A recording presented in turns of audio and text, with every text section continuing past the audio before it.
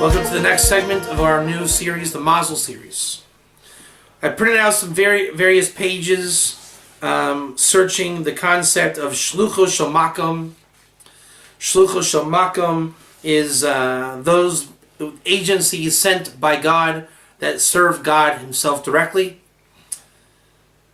And it's all based on our book, Otzer Mazal. And for those that were not following the previous clips, this is our new series, the Mazal series, Living with Your Wisdom. I'm not going to read this paper verbatim because it's out of context. Let me give you an example. There's a passage in the Tractate of Talmud Nedarim, 56a or 56a. And it's out of context, so just bear with me. The Mishnah says that you can have an empty bed in your house. Right? It's not exactly what it says, but just hang with me. And they say it's some kind of like a Aramaic word that they say that maybe that's an idolatrous word. Okay? Like a good omen. This bed is a good omen. It's kishuv, witchcraft. It's divining. They want to know that. Right? The Talmud says, put this empty bed in your house. It's good.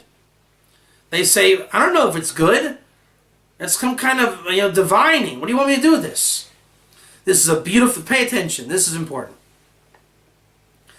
They're saying that putting an empty bed in your house is a good sign to strengthen your mazal. It strengthens the mazal, right? It's like there's a good bed, the flow comes. It's just one of those things. It's a good shlucho shel makom. It's when you mekayim that, I say mekayim in English, you fulfill certain things, like putting a mezuzah on your door is one, right? You put a mezuzah on your door, you're guaranteed a certain mazel upgrade in your house. If you have shas in your bookshelf, there's a certain upgrade, right? Torah is bound by mazel. Put certain books in your home, you're destined to learn them, and then you will upgrade your bookshelf because the books come through Mazal, and now you're involved in the Torah, so you're in the flow of God. You want to remain strong in the flow of God, the coming down into this world from God. So Torah and strengthening your Mazal will do that, which brings you a greater intellect, greater crown, greater Torah, greater positioning to receive God in this world. They say, wait a minute, isn't that idolatrous? I say, no. It's a good sign. He strengthens his mazal. This is, I think, the biggest revelation I've ever had in my life. Everybody has a meshugana relative in Judaism that puts plastic over the furniture in their living room. Correct? And you say, why does these meshugana family members put plastic over their furniture that we can't sit in the living room? I mean, growing up as a kid, we had furniture in our living room, and I wasn't allowed to sit in those chairs. We never went in the living room. The living room was never to entertain anybody. It was these like fancy chairs, like embroidery from way back when. The Baba Mises from the grandmother, who inherited from her mom, some kind of brush with elephant hair. I mean, weird stuff, whatever it is. And the couch it was like orange and with swirls on it, and you didn't dare go in that living room. I now understand why. It's the couch you don't sit in. It's a strengthening of mazel to have certain things in the home. And this is saying you dafka don't lay in the bed. Right? This is the bed that no one lays on. You know that? This is what they say. This is the reason why you have Kisei Eliyahu on the shul, the chair of Elijah. No one ever sits in that chair. And you say, why do we have this chair here? No one ever sits in it. That's why. It's a strengthening of mazel. So this is why you have Aunt Fern with the couch no one sits on, the chairs we don't sit on, the brush we don't use. It's not meant to be used. It's simply to strengthen the mazel of the home. Is that not fascinating? You have family members like that? Another offbeat printout we have. There's something called Magen Avraham, right? That Hashem guards Abraham, right? That Hashem guards certain ways. So Hashem is the guard. He guards you. And he is the true guard. Hamagin Hamiti. V'im HaMelech who, if he is the king, and he is guarding you, then shlucho shel makamhu, whatever is coming to guard you, that was sent by the king. He is a king, and he guards you. He can then send his emissaries to guard you, and he is a true guard. They are a true guard, and that which was sent by him. Now this is fantastic, and I will tell you why. I will tell you why.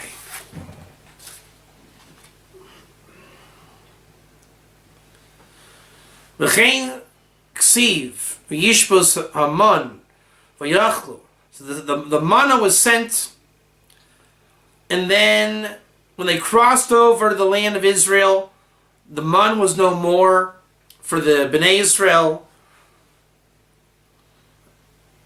and it stopped the miracles, and now they had to begin to conquer the land and settle the land only by means of derech hateva, natural causes. And said to him the Sar Tseva, the heavenly minister of legions of God, now I am coming, since also the nature is shlucho shel makom, that now God will send his emissaries. And through this reality of a Jew in Israel, knowing that God sends stuff, agencies, through nature, and not by the manna, so it is illogical to think that I will have manna because I have great emunah standing in front of my door waiting for me. Right? God sent me a miracle. No. In Israel, this is why you have to live in Israel if you're Jewish. Because Israel is the land of emunah. Outside the land, you may think that you are still worthy of the miracles that were in Bamidbar, because God doesn't send you the hashgacha practice the same way through nature and shlucho shel makom.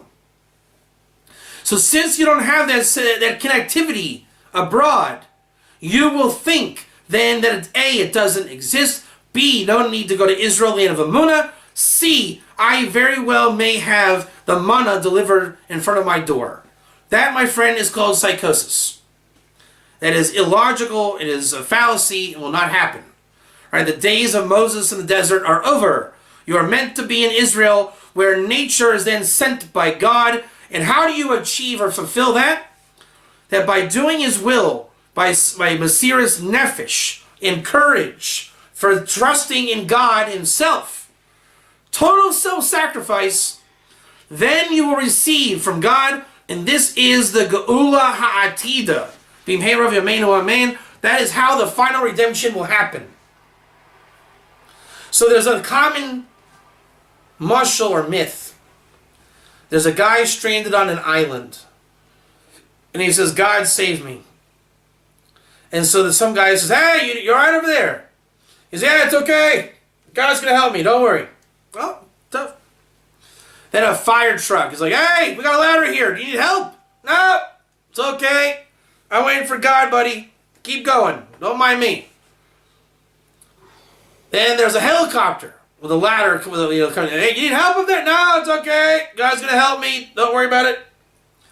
In the end, no, God never saved the guy. He says, God, I have faith in you. Why didn't you get me off the island? I rejected come on. He says, what do you mean? I sent you the fire truck, the helicopter, the guy. You rejected it all. Now, the yeshivish part of the story is when you say, that story is not true. We should wait for that manna to be delivered. God should send Michael with a harp to come yank me off the island. Or not even Michael, God himself. I should just beam somewhere. No. God says that's a myth. It happened in the Bamidbar. We're not in Bamidbar anymore. The desert, the miracles are over.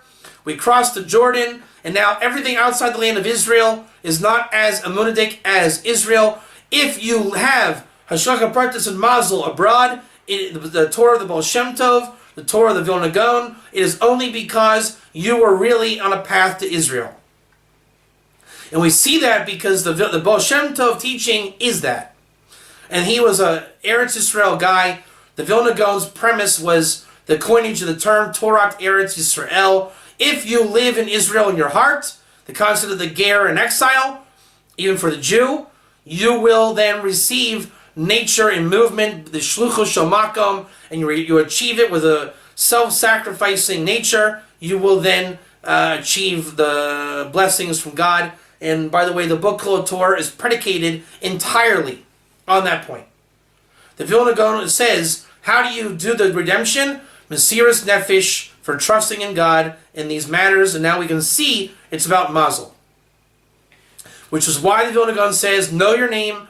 If you know your name, that's an aspect of Eretz Yisrael. It's an aspect of connecting to God in nature, sending you his emissaries which serve him.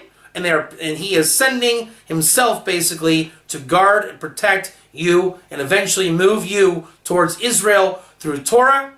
And that Torah is called Torah Eretz Yisrael. It's the Torah of the Tzaddik. It's the Torah bound by Mazal. Ultimately, it's Kabbalah, as the Vilna Gaon says. The Kabbalah that you learn is a schus. The schus is that which comes to you through Mazal. Thus, the guy on the island should have taken the fire truck or the helicopter or the guy, because God was sending him Eitzah, and he simply rejected it because he was an Amma Aretz. In Parshas, I think it's Hazinu. I'm not sure. I didn't print it out right. But Rashi is quoting, we're all looking for signs of the redemption. Right? People have, they'll say the earthquake in Nepal was a sign of Gula. I don't think it was. I think it's sick to think and wait for people to die looking for signs of Gula. And in the blogosphere, a lot of people are looking for signs for the nations to die. I don't think that's productive. I think it's counterproductive. We should not be counting corpses to know if Hashem is doing something good for the Gula. With that said, we're still looking for signs. Everyone wants to know, when is a sign of the redemption? And the answer is, if it was Shluchus Shamakam, that is B'simanim Lahamin Shahu Shluchus Shamakam. You want a sign you can believe in. If it's Shluchus Shamakam, that's a sign of redemption. You have to see the Mazal. If it's Mazal, it's true, and it's a sign of redemption. When it actually happens in that light.